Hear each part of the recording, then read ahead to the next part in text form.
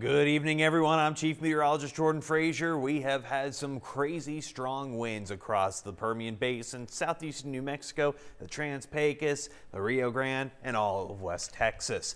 Yeah.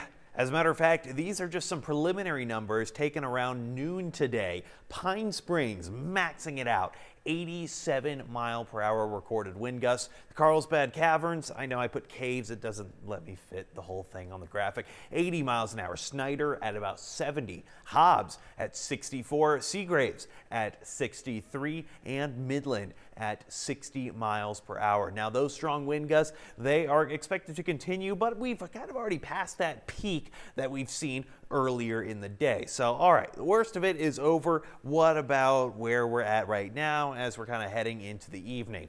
Well, still pretty strong in a couple of places, mainly along the I-20 corridor, which that tends to be the more problemsome areas. You got the higher population densities, plus you have the interstate too, where a lot of people are going to be traveling. You got a lot of commerce on that road as well. So Wink right now, 54-mile-per-hour wind gusts, 53 out of Midland, 44 in Odessa, and 43 out of Big Spring. You have a couple of times when the winds die down slightly, then they're going back up, and then back down. It's just part of what we're dealing with here as we head into the later parts of this afternoon and the evening. Mainly those winds are coming in from the west, which is why it's so dust and sand heavy, because what's out to our west?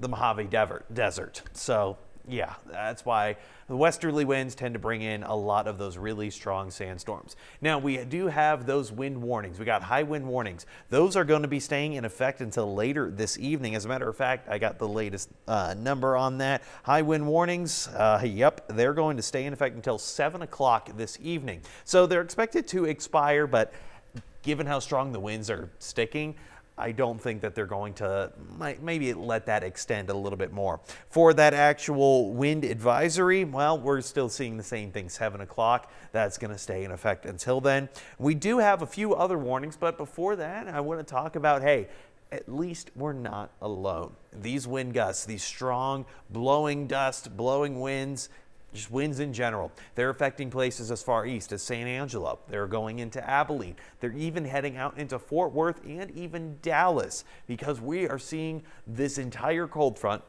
be extremely strong for this time of year and bringing a lot of that blowing dust. Now, we're certainly used to it out here in West Texas, but are we ever really used to it? I guess it comes down to like the summer heat. Sure, we can deal with the heat, but do you like to deal with the heat? That's what I thought. All right, visibility across the region. You can really see where those winds are the strongest. That's where you're going to have the hardest time seeing. Down below 2 miles in visibility for Wink, 1.3. Odessa at 1.7, Midland at 1.5, and Big Spring, only a single mile of visibility. And it's starting to get a little bit worse as you head out a little bit farther east toward Abilene. This stuff is going to be moving in that west to east flow. So a lot of this stuff is going to push farther and farther east as the evening progresses and as we start to see, a little bit better conditions. You do have that red flag warning. Why? Well, it's warm, it's windy, and we have very, very dry conditions. So let's see. That red flag warning, it's going to stay in effect until 9 o'clock Central Time, 8 o'clock Mountain Time. Of course, for those of you guys on Mountain Time that are watching this, yeah, we're still seeing that as a big threat, and that goes for pretty much the whole state of Texas. Look at this. Yeah, it goes all the way out to Corpus Christi. It even extends into Houston. It heads into Tyler, almost closing in on Shreveport, because we're looking at very dry conditions, warm temperatures, and a lot of that blowing dust and that sand. All right, but let's check out that radar. Radar has been a little bit more active today. We're actually, we'll go ahead and actually just pause it. Look at the pause point right now, 6:44 p.m. I zoom out, there's a whole lot of cloud cover. It's all associated with the low pressure system from this actual cold front that's pushed through. Heavy cloud cover across Lubbock, Midland, Carlsbad, out toward Abilene. And you see that blowing dust advisory. That's going to stay in effect until 9 o'clock tonight, because you still have the risk of that blowing dust, that limited visibility across the region. But you know what?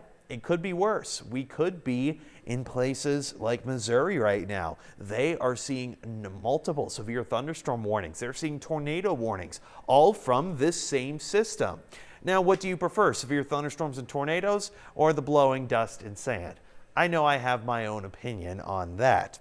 So, what are we kind of expecting as we head into this afternoon and evening? Well, we're expecting temperatures to fall down, but right now to more of a seasonable normal. 46 compared with the average of 44.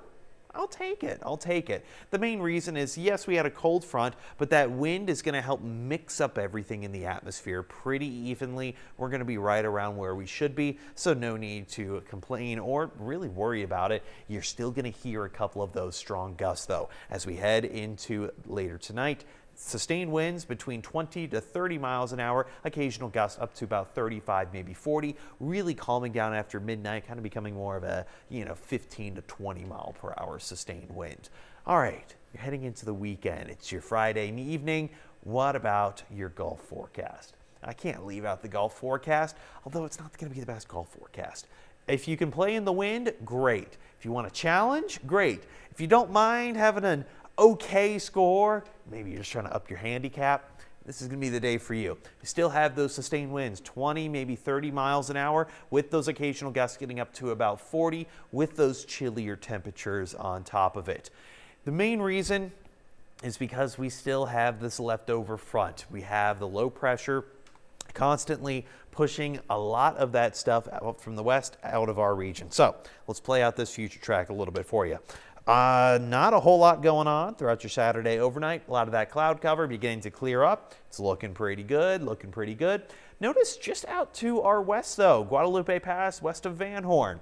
Notice a little bit of snowfall. Yeah, that's mainly because you got those high elevations, you got those mountainous regions. We did just have a cold front come through. If the Permian Basin is going to be getting down into the 40s, it's no surprise that those mountains can get down into the 30s, 20s, maybe even teens. But I'm not expecting a whole lot of accumulation, mainly because it's still so dry. We just got a bunch of dust in our face. So there's not going to be the best conditions weather-wise in terms of accumulation or large-scale totals. All right, pushing through Saturday morning, you see a little bit of this stuff tries to push its way into the I-20 and the I-10 corridor, kind of break right there. It's going to try. It's really going to try. Some of the models, it might tend to exaggerate a little bit. I don't mind if they exaggerate a little bit, but I like to be on the more realistic scale. Are we going to see rain chances? Very likely, no. I put 10% just because those high elevations are going to be prone to that stuff. But as I continue to move the future track, where's the rain? Where's the rain? There isn't anything. All right, now we're going into Sunday. Sunday, take a deep breath. You don't have to worry about the winds. It's nice and calm throughout your Sunday morning. We got clear skies. Sunday afternoon and evening. You got to run some errands? Make it on Sunday. Sunday's going to be a great day. It's the day of rest anyway. Let's rest. Let's enjoy it because it's about to pick up in terms of winds. Yeah, we're not finished with them just yet. But let's go ahead and I talked about those high elevation winds throughout your Saturday. Let's take a look at those. All right, not seeing a whole lot, but then it starts to pick up around 10:30 in the morning. 30, 35 mile per hour wind gusts. Okay. 40. Okay, that's really picking up mainly in those high elevations. Notice how if you are south of the I-20 corridor, you should be relatively fine. New Mexico, I'm sorry guys, Carlsbad, Guadalupe Pass, you guys are going to be the exceptions in this scenario. Just because you could see those strong gusts, and they might even pick up to about 50 miles an hour. Let me go back. Yeah, about 5 o'clock. It's projecting 50 mile per hour gusts out of Alpine. So you will likely still see some of those blowing dust advisories, maybe even a wind watch or wind advisory, but it's not going to be long term. It's not going to stick around.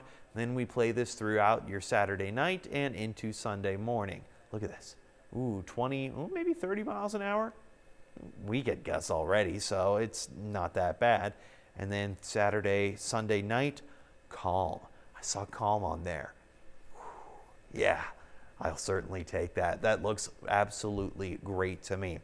Here is the real kicker, though. Your 7-day, it's a little rough because we still have those leftover winds from this system into your Saturday. Maybe a quick little chance for a sprinkle in those high elevations. Help to ease those drought conditions. That's what we want to see. That's what we're working towards. Sunday, that's going to be your day. You want to run out, do some errands, get your car washed. Also going to tell you, maybe hold off on the car wash for the time being. Just because come St. Patrick's Day. That's going to be on Monday. We have a nice warm front coming through, very warm air. It's going to come in the form of some strong winds. That's going to last into Tuesday.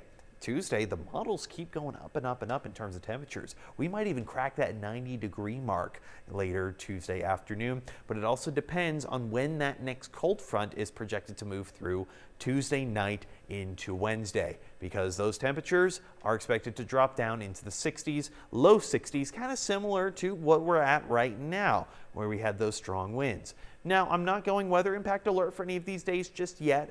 It's really hard to predict when it comes to some of these winds, how exactly strong they're going to be. But afterwards, Thursday, Friday, yeah, temperatures going back up, and we go back into our nice calming weather pattern. I'm going to keep you guys updated throughout the afternoon and this evening to see if anything else changes when it comes to a number of these forecasts. Of course, best way to reach us is going to be downloading that NewsWest 9 app. I also have it. I get all the push alerts. I update the weather article every day. I put in clips from the show. You can download it. It's free on the App Store and Google Play. You might have to see an ad or two, but you know what? I work hard on this. Come on, give me some credit here. But nonetheless, thank you guys for watching. We will see you the next time, and stay safe out there. These winds, they're still going to last the next couple of hours.